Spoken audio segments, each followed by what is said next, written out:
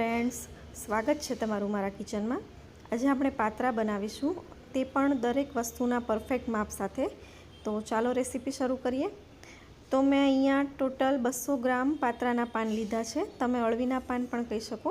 પછી બધા જ પાનને મેં ધોઈને એકદમ કોરા કરી દીધા છે। પાનને એકદમ કોરા કરી લેવાના અને પછી મેં બધા જ પાનની આ રીતે નસો કાઢી લીધી છે અને નસો કાઢીને થોડીવાર માટે આપણે પાનને સાઈડ પર મૂકી દેવાના છે।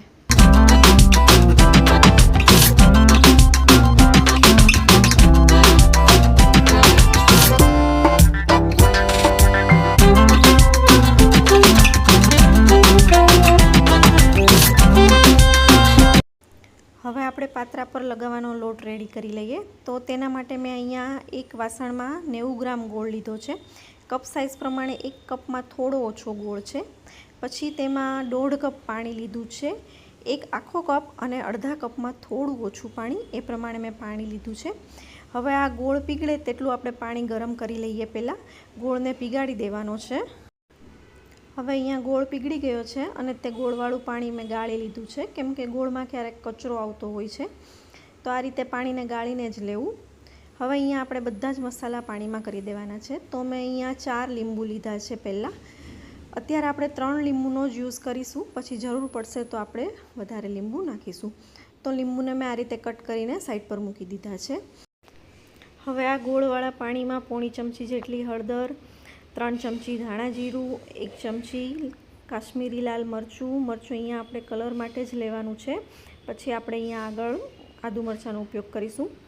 1 ચમચી ગરમ મસાલો મેં દાળ શાકનો જ વાપર્યો છે। સ્વાદ પ્રમાણે મીઠું, થોડી હિંગ અને જે મેં 3 લીંબુ કટ કરીને રાખેલા હતા તે 3 લીંબુનો રસ મેં આ ગોળના પાણીમાં અત્યારે નીચોવી દીધો છે। આ જે બધું જ માપ હું અત્યારે બોલી રહી છું તે 200 ગ્રામ પાત્રાના પાન માટેનું છે। પછી તમારા પાન વધારે કે ઓછા હોય તો તમારે તે રીતે મસાલો અને માપ એડજસ્ટ કરી લેવાના। હવે અહીંયા મેં 3 લીંબુ નીચોવી દીધા છે। પછી મેં 7 થી 8 મોળા મરચાં અને 3 થી 4 તીખા મરચાં લીધા છે અને એક નાનો ટુકડો આદુનો લઈને તેની પેસ્ટ કરીને તેને પણ આ પાણીમાં નાખી દીધી છે। અહીંયા મરચાંનું પ્રમાણ તમે તમારી રીતે વધારે ઓછું કરી શકો છો, જે રીતે તમારા ઘરમાં તીખાશ ખવાતી હોય તે રીતે। હવે મસાલો એકદમ સરસ રીતે મિક્સ કરીને અને પછી ઢાંકીને થોડીવાર માટે સાઈડ પર મૂકી દઈએ। હવે આપણે જે નસો કાઢીને પાન સાઈડ પર મૂકેલા હતા તે પાનને મેં સાઇઝ વાઇઝ ગોઠવી દીધા છે। તો પહેલાં મોટું, પછી તેના પર નાનું અને પછી સૌથી નાનું, એ રીતે 3 પાનનું બંચ બનાવીને મેં બધા જ પાન પહેલાં રેડી કરી દીધા છે, જેથી પાત્રા પર લોટ ચોપડતી વખતે આપણને ઇઝી રહે। હવે અહીંયા એક વાસણમાં પહેલાં ચણાનો લોટ લેવાનો છે। ચણાનો લોટ મેં ઝીણો લીધો છે અને લોટનું માપ મેં 230 ગ્રામ લીધું છે। આ માપ હું તમને 200 ગ્રામ પાન માટે જ આપી રહી છું। જો તમે આ માપથી પાત્રા બનાવશો તો નહીં તમારો લોટ વધશે કે નહીં પાન ઘટશે, બધું પરફેક્ટ થઈ જશે। પછી તેમાં મેં 50 ગ્રામ જુવારનો લોટ લીધો છે। જુવારના લોટથી પાત્રા એકદમ પોચા થાય છે। અને પછી એક સિક્રેટ ઇન્ગ્રેડિયન્ટ કે જેનાથી પાત્રા એકદમ ક્રન્ચી લાગે છે ખાવામાં, સિંગદાણા લીધા છે। પછી સિંગદાણાને મેં મિક્સરમાં ક્રશ કરીને આ લોટમાં એડ કરી દીધા છે। હવે મસાલાવાળું ગોળનું પાણી જે રેડી કર્યું હતું તેમાં 3 ટેબલસ્પૂન ઓઇલ એડ કરવાનું છે। ઓઇલ પહેલાં જ એડ કરી દેવાનું, પણ હું ભૂલી ગઈ હતી એટલે અત્યારે નાખી રહી છું। હવે આ પાણી આપણે ધીમે ધીમે આ લોટમાં મિક્સ કરવાનું છે। તો થોડું પાણી નાખતા જઈશું અને લોટ મિક્સ કરતા જઈશું। અને હા ફ્રેન્ડ્સ, જો તમને આ રેસીપી ગમે તો એક લાઇક આપી ફ્રેન્ડ્સ અને ફેમિલીમાં શેર કરી દેજો। અને હજુ સુધી ચેનલને સબસ્ક્રાઈબ ન કરી હોય તો સબસ્ક્રાઈબ કરી દેજો અને બાજુમાં આપેલ બેલ આઇકોન પ્રેસ કરી દેજો, જેથી તમને મારી બધી જ નવી રેસીપીઓના નોટિફિકેશન પહેલાં મળે। તો હવે અહીંયા થોડું પાણી એડ કરતા જઈને લોટને એકદમ સરસ રીતે મિક્સ કરી લેવાનો છે। હજુ લોટ થોડો કઠણ છે, તો આપણી પાસે જે પાણી બચ્યું છે તે બધું જ હવે એડ કરી દઈએ। અહીંયા મેં જે 1.5 કપ પાણીમાં મસાલો તૈયાર કરેલો હતો તે બધું જ પાણી સમાઈ ગયું છે, પણ તમારે જોઈને પાણી નાખવાનું, થોડું પાણી જ નાખતા જવાનું, કેમ કે ક્યારેક લોટની ક્વોલિટી પર પણ ડિપેન્ડ છે કે કેટલું પાણી જોઈશે, એટલે બધું પાણી એકસાથે એડ ન કરવું, ધીમે ધીમે જ પાણી નાખતા જવું અને આ રીતે લોટ મિક્સ કરતા જવાનું। તો અહીંયા મેં બધું જ પાણી નાખી દીધું છે અને હવે લોટ રેડી છે। હવે બરાબર મિક્સ કરીને આ સ્ટેજ પર તમારે એક વખત આ લોટને ટેસ્ટ કરી લેવાનો છે. તો મેં અહીંયા ટેસ્ટ કર્યું તો મને મીઠું ઓછું લાગે છે અને આપણે જે એક લીંબુ બચાવીને રાખ્યું હતું તેની પણ જરૂર લાગે છે. તો તે પણ હું અહીંયા નાખી દઉં છું. તો મેં અહીંયા ટોટલ 4 લીંબુનો યુઝ કર્યો છે. પાત્રામાં ગળાશ, ખટાશ અને તીખાશ એકદમ ચડિયાતા હશે તો જ પાત્રા ખાવામાં એકદમ ટેસ્ટી લાગશે. તો હવે અહીંયા ફરીથી એકદમ સરસ રીતે મિક્સ કરીને આ લોટને આપણે 10 મિનિટ માટે રેસ્ટ આપવાનો છે, જેથી બધા જ મસાલા એકદમ સરસ રીતે લોટમાં ચડી જાય. અહીંયા 10 મિનિટ થઈ ગઈ છે. તો હવે આપણે એક ગેસ પર પાણી ગરમ કરવા માટે મૂકી દઈએ. તમારે પાત્રા જેમાં પણ બાફવા હોય તેમાં પાણી ગરમ કરવા માટે મૂકી દેવાનું અને આ રીતે એક લીંબુનું ફાડું નાખી દેવાનું, એટલે વાસણ કાળું ન થાય. પછી કાણાવાળું છીબું ઉપર મૂકીને તેને તેલથી ગ્રીસ કરી દેવાનું. ઢાંકણ ઢાંકીને પાણીને ધીમા ગેસ પર ઉકળવા દઈએ. આવો હવે આપણે પાત્રાના પાન ચોપડી લઈએ. હવે આ લોટમાં આપણે સોડા મિક્સ કરવાના છે. મેં અહીંયા ટાટાના સોડા લીધા છે. સોડા તમારે ત્યારે જ નાખવાના જ્યારે તમે પાન ચોપડવાનું સ્ટાર્ટ કરવાના હોય ત્યારે. તો મેં અહીંયા 1/4 ટીસ્પૂન સોડા એડ કર્યા છે અને હવે એકદમ સરસ રીતે પાછું મિક્સ કરી દઈએ અને પછી આપણે પાન ચોપડવાનું ચાલુ કરીએ. હવે પાનને આપણે જે રીતે સાઇઝ વાઇઝ ગોઠવી રાખ્યા હતા, મોટું, નાનું અને તેનાથી નાનું, તે જ રીતે ચોપડવાના છે. તો સૌથી પહેલાં અહીંયા આપણે મોટું પાન લેશું અને જે ડાર્ક કલરનો ભાગ હોય તે નીચે રાખવાનો અને આ લાઇટ ભાગ હોય તેના પર આપણે લોટ ચોપડવાનો છે.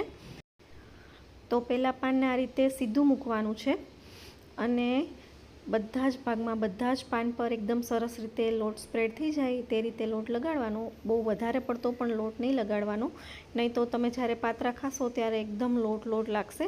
એટલે એકદમ પતલું લેયર, બહુ વધારે પડતું જાડું પણ નહીં અને પતલું પણ નહીં, એવું લેયર લગાવવાનું છે અને બધા જ પાન પર એકદમ સરસ રીતે સ્પ્રેડ કરી દેવાનું. પાત્રાના પાન જેટલા કૂણા હોય તેટલા પાત્રા વધારે સરસ બને છે. બહુ મોટા પણ નહીં અને સાવ નાના પણ નહીં. આ રીતના મીડિયમ સાઇઝના પાન હોય તો પાત્રા એકદમ પોચા બને છે. હવે બીજું પાન આ રીતે ઊંધું મૂકવાનું છે. તમે જોઈ શકો છો મેં કઈ રીતે પાન પહેલું ગોઠવ્યું હતું અને બીજું પાન પછી મેં તેના પર કઈ રીતે મૂક્યું. તેના પર પણ આ જ રીતે લોટ સ્પ્રેડ કરી દેવાનો અને પછી પાછું ત્રીજું પાન આપણે જે પહેલું પાન મૂક્યું હતું તે જ રીતે ત્રીજું પાન મૂકવાનું છે. ત્રણેય પાન પર લોટ ચોપડાઈ જાય પછી આ રીતે પાનને બંને બાજુથી ફોલ્ડ કરી દેવાના અને ફોલ્ડ કર્યા પછી બંને બાજુ લોટ લગાવવાનો છે. આ રીતે ફોલ્ડ કર્યા પછી ઉપર લોટ લગાવી દેવાનો. એકદમ સરસ રીતે સ્પ્રેડ કરીને હવે ઉપરથી પાનને આપણે ફોલ્ડ કરવાનું છે. આ રીતે ઉપરથી ફોલ્ડ કરીને ઉપર પણ લોટ લગાવી દેવાનો અને પછી પાનને ધીમે ધીમે રોલ કરતા જવાનું. બને તેટલો ટાઈટ રોલ વળે તો સારું, કેમ કે જ્યારે આપણે પીસ કરીશું ત્યારે એકદમ સરસ પીસ થાય. આ રીતે રોલ વાળીને સાઈડમાં મૂકતા જવાનું. હવે બધા જ પાનને આપણે આ રીતે લોટ લગાવી દઈએ.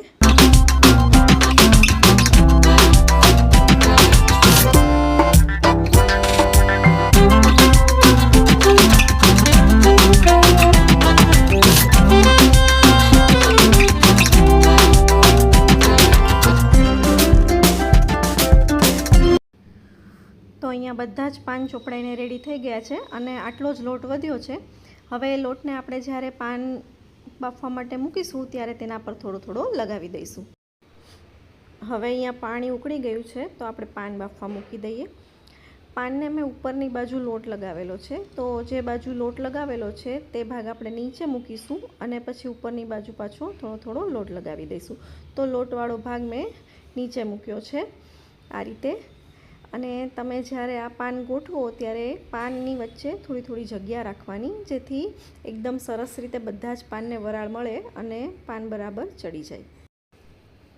હવે ઉપરના ભાગમાં પણ આ રીતે થોડો લોટ સ્પ્રેડ કરી દેવાનો, એટલે ઉપરનું પડ પણ મોડું ન લાગે. બધા જ પાન પર આ રીતે જે આપણી પાસે લોટ વધ્યો છે એ થોડો લગાવી દઈશું અને પછી આ પાનને 30 મિનિટ માટે આપણે મીડિયમ ગેસ પર બાફવાના છે.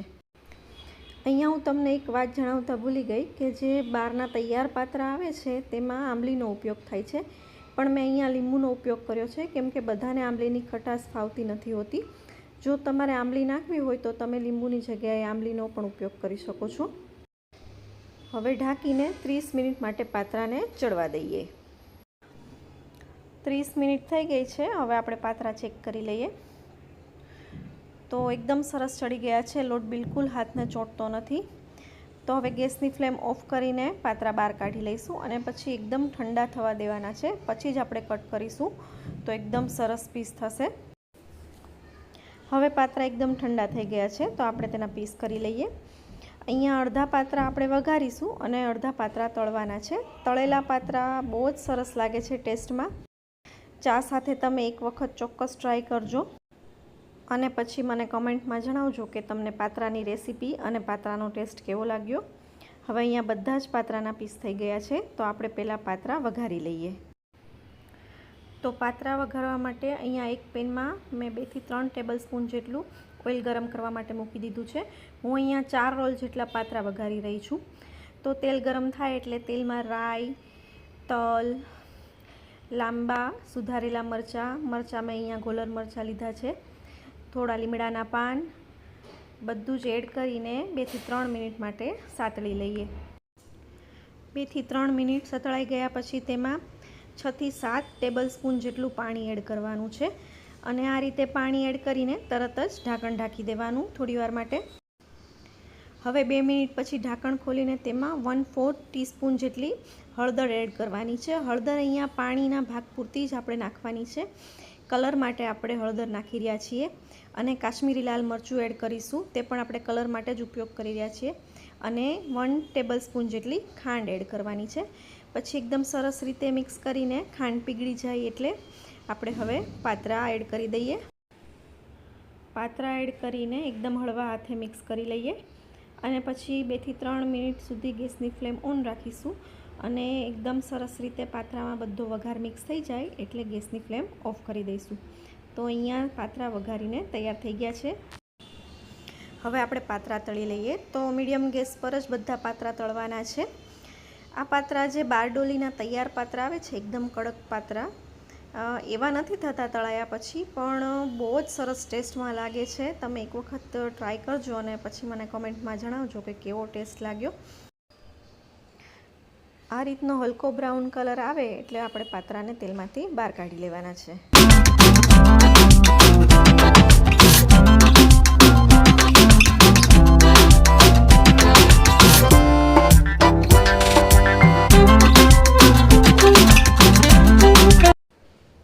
ચાલો તો હવે વઘારેલા પાત્રાને કોથમીરથી ગાર્નિશ કરીને કેચઅપ અને ચટણી સાથે સર્વ કરી દઈએ અને સાથે તળેલા પાત્રા અને ચાની ચુસ્કીની મોજ લઈએ।